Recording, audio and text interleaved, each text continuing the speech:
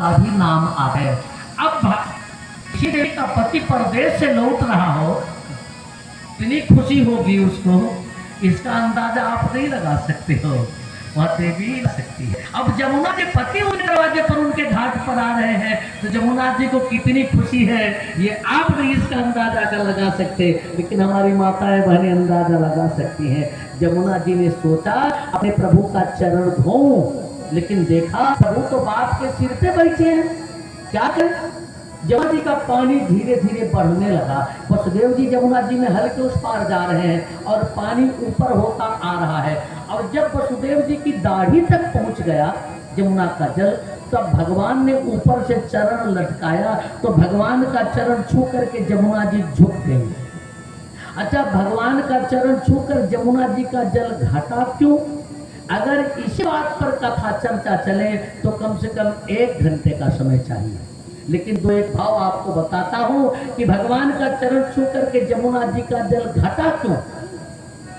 जमुना जी भगवान की पत्नी है, चली अपने पति का दर्शन करने के लिए, पति पिता के सिर पर है, तो पति तो बाद में दिखे, लेकिन पहले ससुर जी का चेहरा सामने दिख गया। अब पति के पास जा रही हो और ससुर जी बीच में मिल गए, तो कम से कम मर्यादा के नाते नमस्ते तो करना ही पड़ेगा कि ससुर जी नमस्ते। तो जमुना जी अपने ससुर जी के चरणों में झुक गई। एक संत दूसरा भाव देते हैं, जमुना जी जब बाबा वसुदेव की दाढ़ी तक पहुंची तो भगवान ने ऊपर से चरण लटकाया, तो संत कहते हैं कि भगवान चरण नहीं लटकाए, खींचकर जमुना जी को एक लात मारा। कहा शर्म नहीं आ रही है, ससुर जी की दाढ़ी उखाड़ रही हो। भगवान के पद प्रहार से जमुना ससुर जी के चरणों में झुक गई। I am very very sorry, ससुर जी क्षमा करिएगा।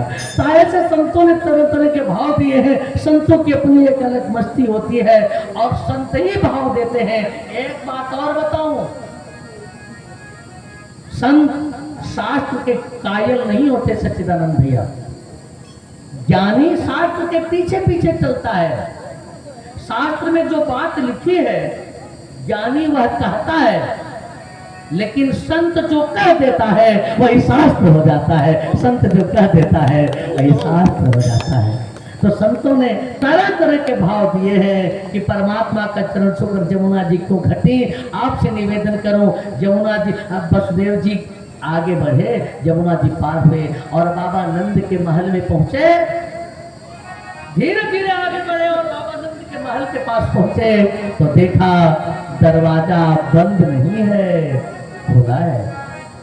प्रवेश कर गए। क्यों? अरे ये वही भगवान है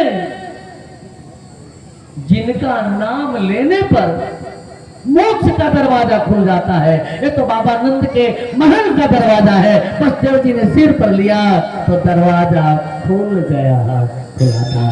धीरे धीरे पहुंचे और बिल्कुल वही दृश्य यहां भी उपस्थित है। आज देखा नंदरानी के बगल में एक कन्या सो रही थी, योग माया थी, और नंदरानी बेहोश सी है, यशोदा जी बेहोश सी है। धीरे धीरे चलते हुए नंदरानी के बगल में पहुंचे तो कन्या को नंदरानी के बगल से उठाया और वहीं कन्हैया को लेटा दिया। बोलिए कृष्ण कन्हैया लाल की। कन्हैया को नंदरानी के बगल में लेटाया और कन्या को वहां से उठाया, लेकर चले गए।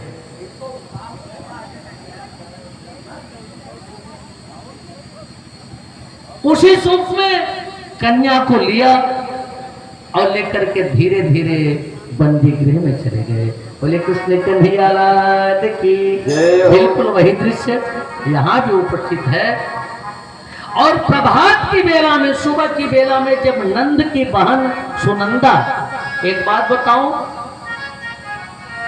किसी को बेटा पैदा हो तो सबसे ज्यादा खुशी किसको होती है? माँ को? दादी को?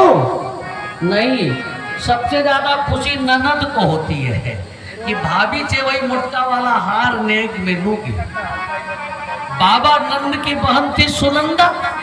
सुनंदा को जब खबर मिली कि भाभी ने लाला को जन्म दियो है, तो नाचती हुई नंद के पास पहुंची। अरे नंद ने कहा का भयो? नाचती हुई बताया कि नंद घर आनंद भयो जय कन्हैया लाल के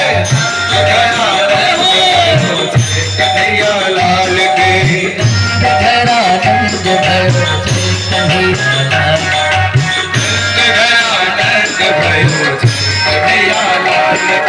जय कन्हैया लाल की जय हो गोपाल की जय कन्हैया लाल की जय हो गोपाल की जय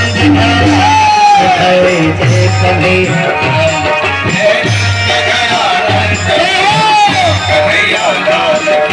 आकाश में देवता लोग आगे, फूलों की वर्षा होने लगी। नंद के घर आनंद का प्राकट्य हुआ और बिल्कुल वही दृश्य यहाँ भी उपस्थित है। लोग झूम रहे, नाच रहे, गा रहे, खुशियां मना रहे। केवल नंद महल के लोग नहीं, सभी पूरे ब्रज के लोग, पूरे ब्रज के लोग। हाँ, नंद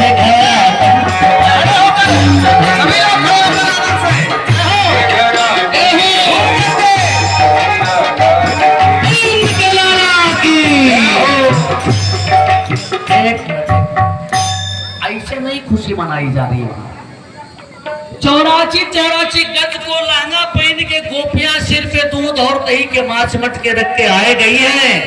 परमात्मा का प्राकट्य हुआ है। हमारे ठाकुरदास बाबा भी आ गए। सामान्य बात नहीं।